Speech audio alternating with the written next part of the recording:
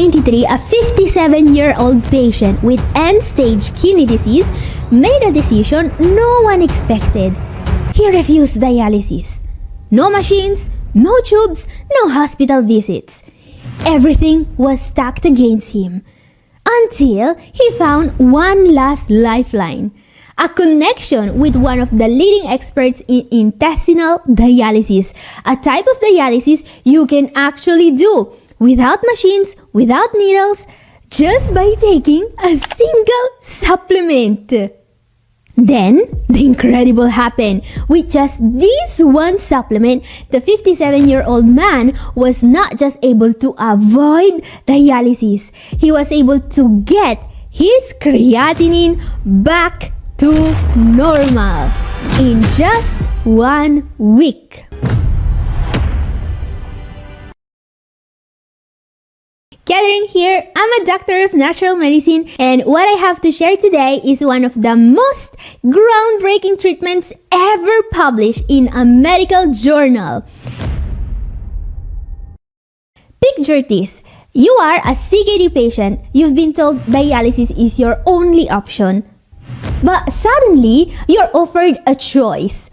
Dialysis or a simple oral supplement 3 times a day. And no more dialysis, ever. Sounds like science fiction? Well, this is real. A peer-reviewed case report published in 2023 followed a patient who made that exact choice. And you can actually see him here. Yes, this is a real person. This man just went from having to start chronic dialysis immediately back to normal kidney function thanks to one supplement. And guys, that's not even the best part. In fact, this approach isn't just for people already on dialysis. This is something that every CKD patient, no matter the stage, could potentially benefit from.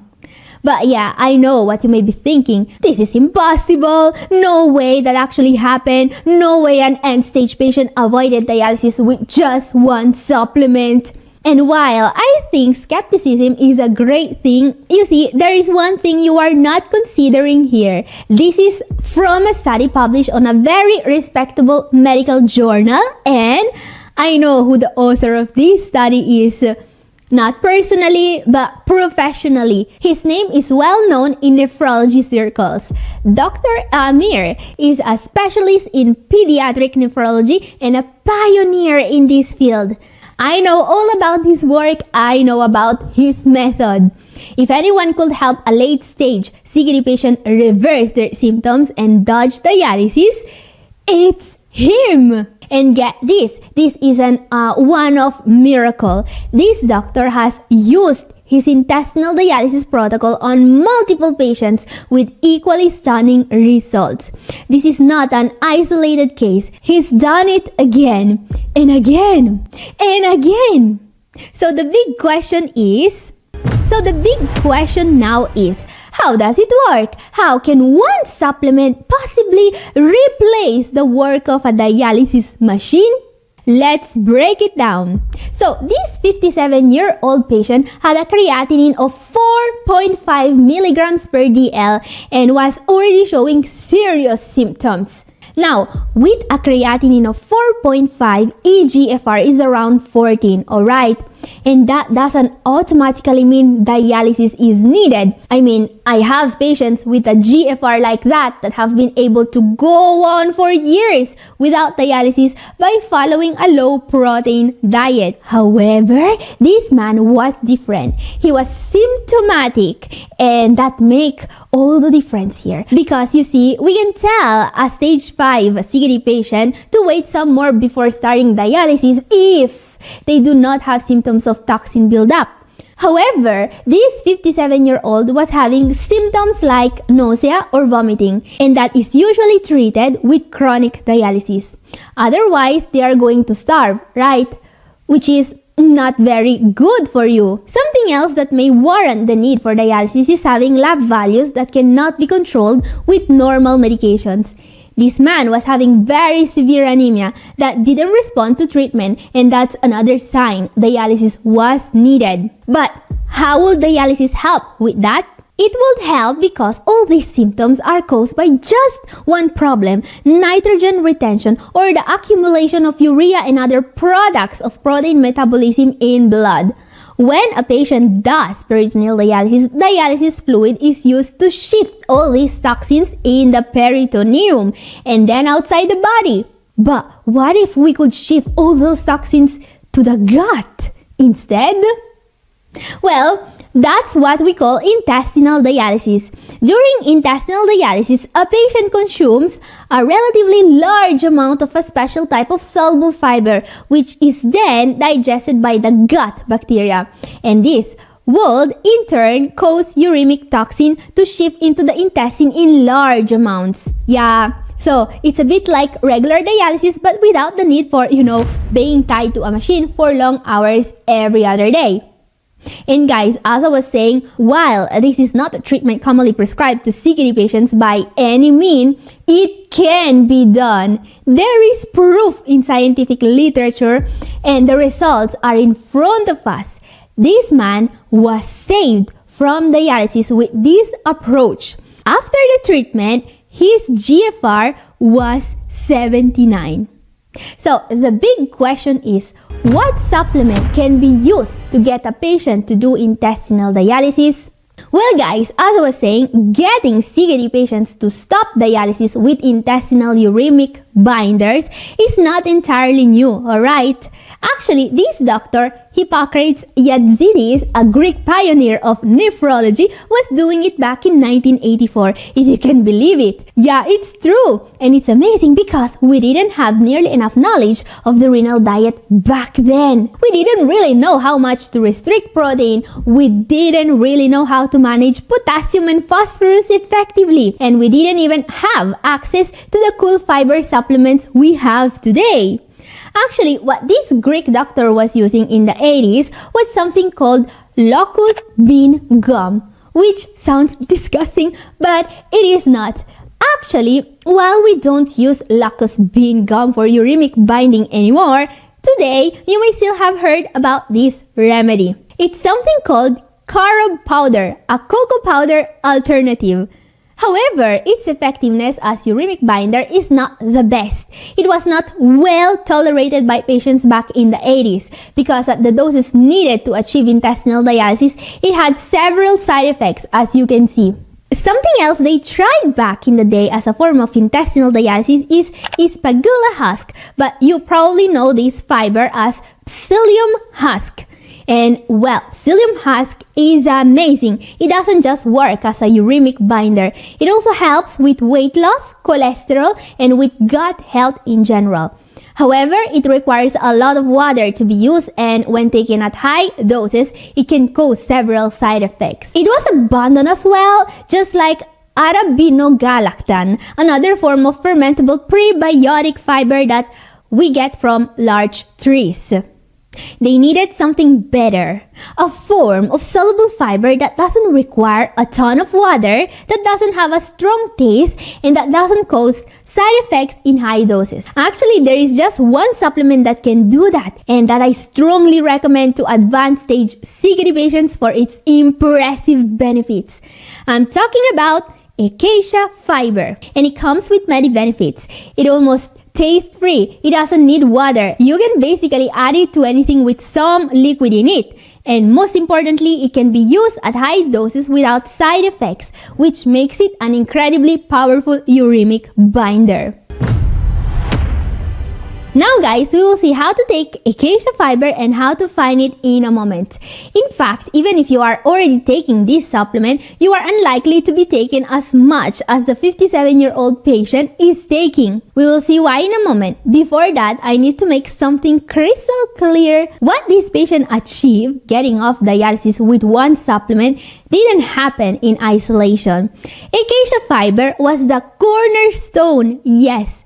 But intestinal dialysis only works when combined with the right medications and a proper renal diet. Alright? Think of it this way. Acacia fiber opened the door. But what actually walked the patient through that door was medical support and the right nutrition strategy. As you can see, the 57-year-old patient who avoided dialysis also received iron injection for anemia and calcium carbonate for his phosphorus levels. These weren't just bonus treatments, they were essential. This man would have never been able to get out of dialysis and to get his creatinine back to 1.1 milligrams per DL, which is a normal level, without receiving iron injection for anemia and calcium carbonate for his phosphorus levels. And let's not forget the diet. This patient didn't eat whatever he wanted. He followed a strict, low-protein, renal-friendly plan designed specifically for his condition. That's why I always say, if you're trying to manage CKD with guesswork, you're giving the disease the upper hand, okay? You need a real strategy, one that works in your exact situation, not someone else's. And if you're not sure you're getting the right care, let me help. I offer personalized consultations, and the goal is helping you do what this patient did. Build a plan that actually gives your kidneys a chance to recover. If you decided to book a consultation, I'll review your labs, your medications, your symptoms, and make sure you're not missing anything critical. I'll help you figure out whether supplements like ESRD are right for you, how to take them safely, and how to combine them with the right diet. This is about taking control of your health, not waiting for things to get worse. So if you're ready to get clear, confident direction on what to eat, what to avoid, and how to actually protect your kidney function, send me an email at catherine@newhopeforkidneypatients.com or just click the link in the description. Now, let's move on and see exactly how ESRD should be used safely and how to avoid the most common mistakes. Okay guys, let's talk about ESRD.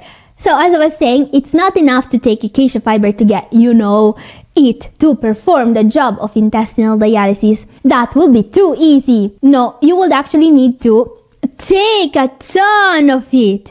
In fact, the dose that is usually recommended to patients that need it as a dialysis replacement is 1 gram of ESRD per kilogram of body weight per day. Which is like saying that if you weigh 170 pounds, you will need about 14 tablespoons of ESRD per day, according to this method. Tablespoons, not teaspoons. And guys, I'm not recommending you do that. I'm just showing to you what they are using here because, well, that's really a lot of ESRD, alright? That's an amount of fiber that could only be recommended to a patient under close medical supervision. In fact, I usually recommend a lot less than that amount. And even then, I need to make sure the patient can take it safely and that he is not taking drugs that can be affected by the ESRD. So yeah, don't go out and start taking 4 ounces of ESRD like it's water. That's not recommended. And don't get me wrong, ESRD is great. I do recommend it to most patients as a way to protect their kidneys. So question, how should you take ESRD safely in all the stages of kidney disease? Well, of course, by following the instructions on my infographic on screen right now. So first thing, when it comes to fiber supplements, not just ESRD, any fiber supplement, is starting small and then, if no side effects are present, ramping up the dose. Yeah, always start this supplement gradually because while ESRD is extremely well tolerated, even by people who suffer from constipation or even worse from irritable bowel syndrome, it's still better to avoid any risks. So don't just take the full dose to begin with. Instead, follow my recommendations you see on screen right now. No rush. When you see everything is fine, you can start taking the full dose, alright? It's also very important to keep in mind that ESRD should be taken at least 1 hour apart from oral drugs like, for example, metformin, levothyroxine, blood pressure medications, and even some supplements. Now, ESRD is considered safe by the FDA, which also implies that the effect on these medications is minimal. But it's still dose dependent. So yeah, do you remember what I was saying about the fact that intestinal dialysis can only be done with the help of a medical team?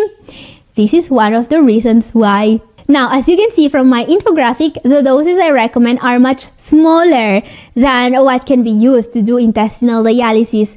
But don't worry, this is still effective for protecting the kidneys, and while it won't get you out of dialysis, it might help making sure you don't get there in the first place, especially if combined with the right diet and treatment. Now, the dose I recommend depends on the patient. It should be tailored for the needs of the patient. And remember that you are supposed to take this supplement at your main meals. Now, acacia fiber can be taken in lots of ways. You can mix it in some water and just gulp it down.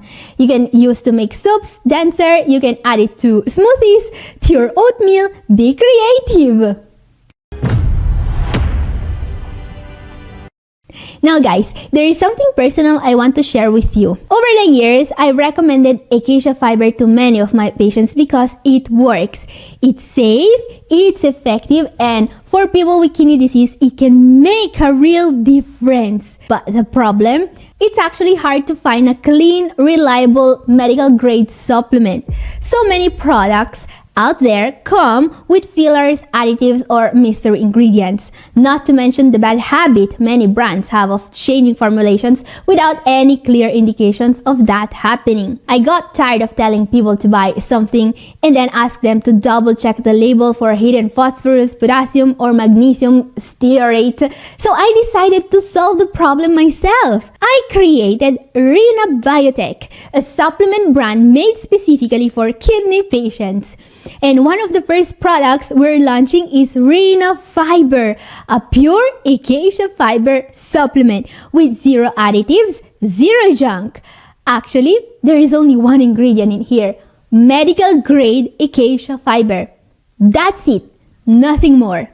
So yeah, you will know if I change the formulation, which I won't, of course, because this is exactly the kind of product I've been wishing existed for years. So I made it because next time one of you asks me, Catherine, where can I find a supplement of acacia fiber that's safe for me? I wanted to be able to say, yes, this one is safe.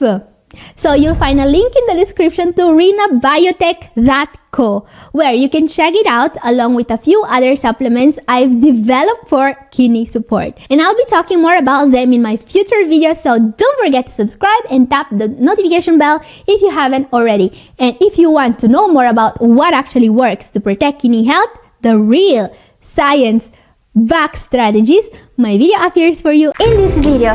This is the secret ingredient to prepare the most effective kidney cleanse on earth. I've been helping people suffering from kidney disease take control of their health for more than a decade now.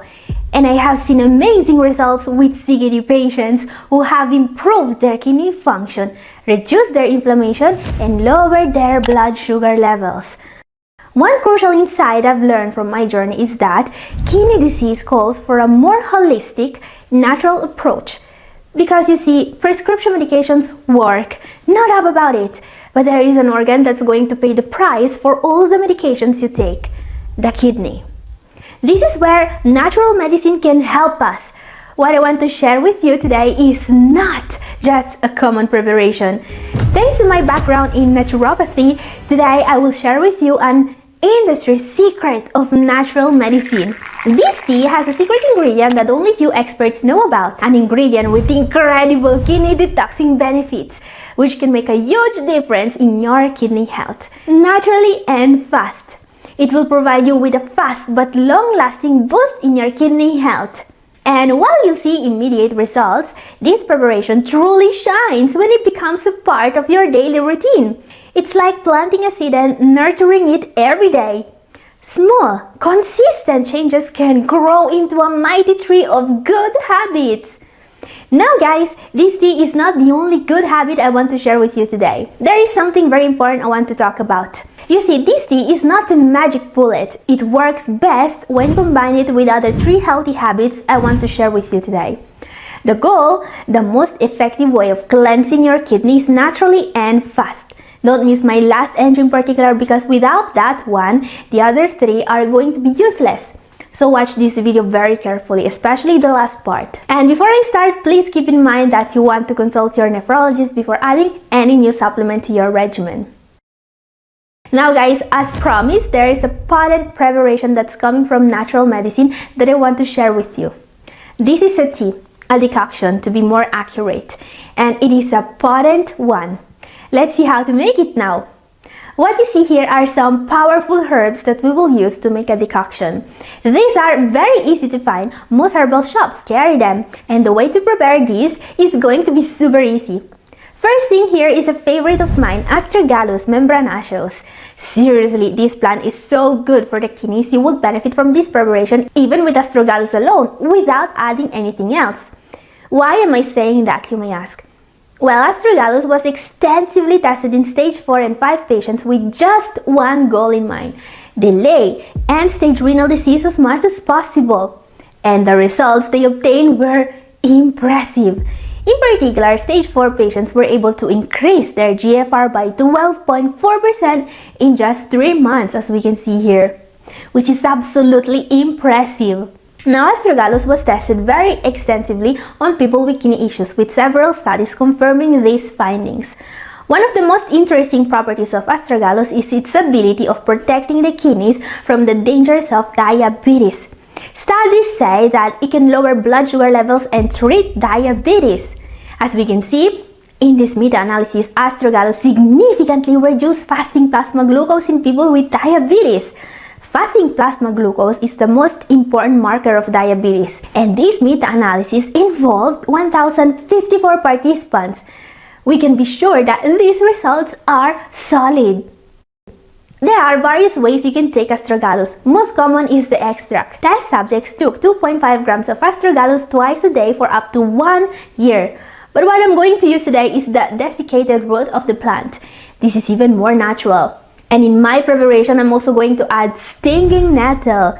Yes, this is the common nettle that grows as a weed in many gardens, and it has powerful properties. It's no secret that stinging nettle is probably one of my all-time favorite herbs. Nettle is a superior tonic for treating exhaustion and fatigue, especially for those who are debilitated by stress. And nettle's high nutrient and cleansing properties support the whole body, but especially the kidneys. The main mechanism in which this amazing herb supports the kidneys is by helping controlling high blood pressure and diabetes. Stinging nettle has diuretic properties that are going to help with blood pressure, according to studies. Other studies also support the use of stinging nettle as a way to control blood glucose levels naturally. Time to see my secret ingredient now. To make this preparation extremely powerful as a detoxifier, also add my secret ingredient, juniper berries. These berries you see here are a powerful cleanser and detoxifier for the kidneys and bladder. They will help flush out impurities and toxins, and according to research, they will directly increase the rate of kidney filtration. Amazing, isn't it? Juniper berries are also used in many traditional medicine practices because they are rich in essential oils and flavonoids that function as potent antioxidants. These can help reduce inflammation and swelling. But what makes this berry really unique is its ability to detox and cleanse the kidneys by improving urine output.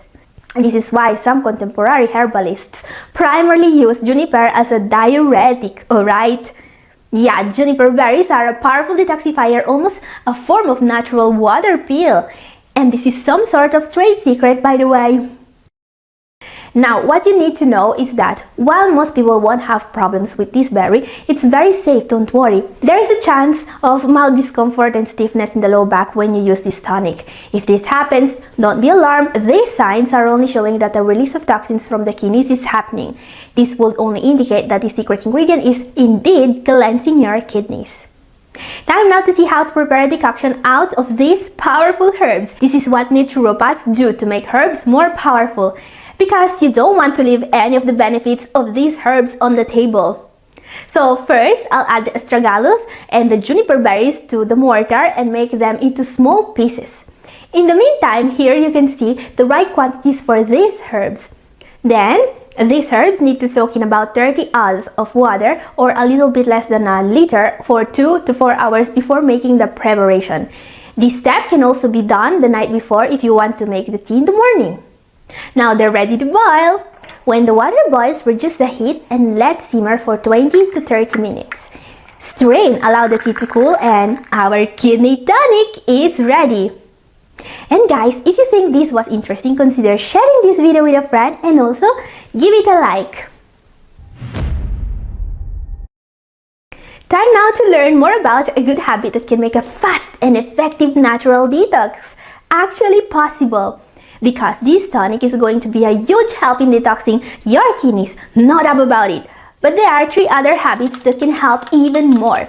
Because as I was saying, in the next few days, we are going to start 4 good habits that can make a huge difference naturally and fast. So during the second day, there's a couple of nutrients I want to focus on. If your goal is to detox your kidneys, there are 2 things you absolutely don't want to be deficient in. I'm talking about vitamin B6 and magnesium. So keep in mind that our goal here is to increase urine production, alright?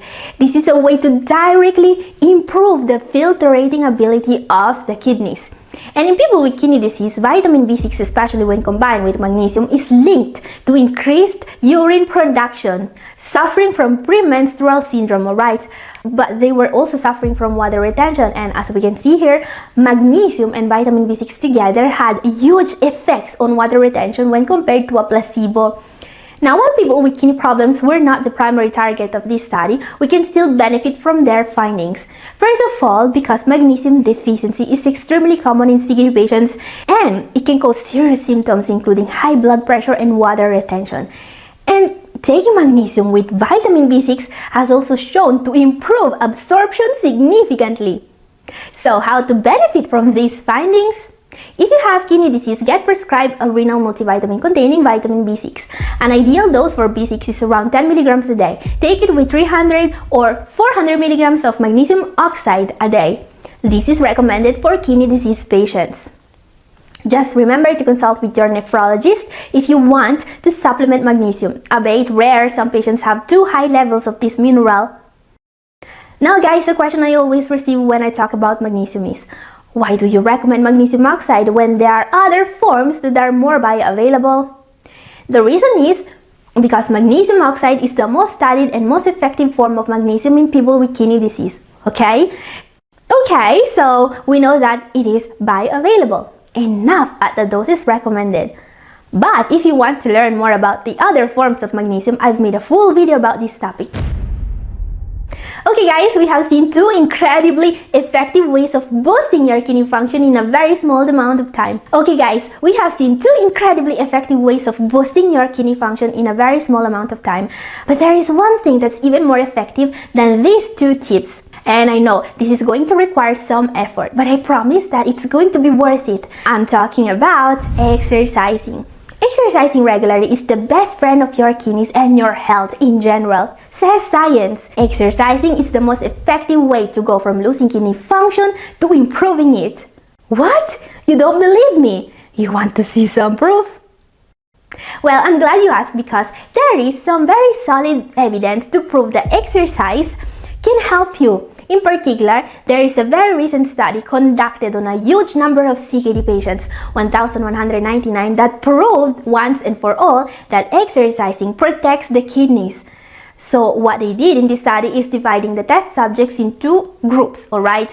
One group did moderate physical activity for 2 years. The other group didn't, but they received some health education training nonetheless. However, after 2 years, researchers were able to observe that CKD patients who exercised had, on average, a GFR higher by a whopping 0.96 points than those who didn't. Now, that's a huge difference, especially because it was observed in a very big numbers of participants. Exercising will also lower your blood sugar levels, your blood pressure, your cholesterol, and improve several other health markers, way better than pills. Researchers also found out another reason why exercising is so helpful even in the advanced stages of CKD. Exercising is a strong anti-inflammatory. Inflammation is one of the main causes of scarring inside the kidneys, and preventing this damage means that your kidneys are going to work for a lot longer. And one of the many ways in which exercising will help you is by decreasing water retention. Yeah, exercising is a form of detox because when you move, excess fluid stuck in places and causing swelling will also move, and it will be much easier for the body to get rid of that excess fluid. Everyone is recommended to move as much as reasonably possible, even people on dialysis. Just keep in mind that exercising should be moderate and regular, alright? Never too strenuous. And always stay hydrated if you exercise. Even CKD patients with a fluid restriction may need a bit more water if they start exercising regularly. So also consult your doctor about this issue if you are going to start exercising. And today there is one more reason why you want to do that. The reason is that everyone has a third kidney in their body. Yes, I'm not joking. You see, the other organ in the body you can use to get rid of extra fluids, sodium and toxins is your skin. That's why regular exercise is a great way to catch two birds with one stone. Getting your heart rate up will help circulate whatever fluid you have built up, and it will also directly help with controlling fluid retention through your skin, says science. So absolutely exercise regularly, and also consider doing hot baths or saunas regularly to sweat more. Now guys, researchers actually developed a protocol to help kidney patients decrease uremic toxins through sweat. They are using saunas and hot baths, and they have found out exactly how long and how often you will need to have a hot bath or a sauna in order to lower your creatinine levels. And if you want... Time for my last entry now. As I was saying, without this one, the other good habits of today's video are going to be useless. You see, this is a good habit about hidden dangers. There are certain hidden dangers in the renal diet that are known to cause water retention and swelling, alright? So if you are doing your best to improve your kidney function and to decrease water retention, but you are falling prey of these mistakes, you are not going to get the results you want. So very important, always avoid hidden sodium. Everyone knows that salt causes fluid retention and damages the kidneys, right? And I know that you guys are careful with the salt shaker, but did you know that 80% of the salt people consume every day comes from packaged, processed, store-bought, and restaurant foods? Another hidden danger, refined carbs. Refined carb sources like white bread, pasta, and crackers are typically high in carbs or added sugar and low in fiber, which may lead to rapid spikes in blood sugar and insulin levels. Bad for diabetes, but also for fluid retention. High insulin levels may cause more sodium retention by increasing the reabsorption of this mineral in your kidneys. This is why reducing your intake of refined carbs acts as a powerful natural diuretic. Now guys, many patients are still being told today to avoid foods containing potassium. But you see, that may be more dangerous than you may think. Potassium regulates sodium in the body and therefore may reduce water retention. When magnesium, potassium, and sodium are out of balance, you can get water retention and dehydration at the same time. Another reason why you don't want to avoid high potassium foods is vitamin C. Vitamin C is a powerful detoxifier, but many CKD patients struggle to get enough of it. The reason? Potassium. Vitamin C and potassium go together in most of the cases, alright? Think citrus fruits, but also spinach, potatoes, tomatoes, broccoli, beets, avocados, and many more actually. In nature, where there is vitamin C, there is potassium. This is why most CKD patients that are told to avoid potassium-rich foods end up also seriously reducing their intake of vitamin C. This can cause water retention and swelling. Yeah, I know, the renal diet may look like a minefield when you think about this. There are actually some more hidden dangers in the renal diet you should probably know about. Certain veggies that are supposed to be healthy should come with a warning for certain patients. And if you want to know more about this topic, please watch my video about it. And this is all for today. Thank you for watching. God bless you all. Bye!